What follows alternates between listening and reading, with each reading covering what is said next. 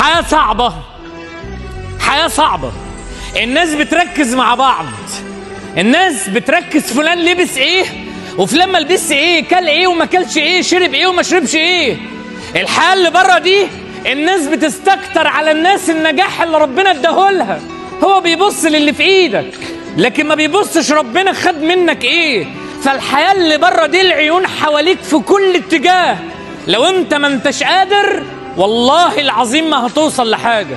اطلع النهاردة الحياة اللي بره دي وصدقني والله كل اللي انت محتاجه على نفس الشكل وعلى نفس الجسم وعلى نفس التعليم وعلى نفس اللي انت بتعمله، حاجة واحدة بس، انك تبقى ما انتش باقي على حاجة.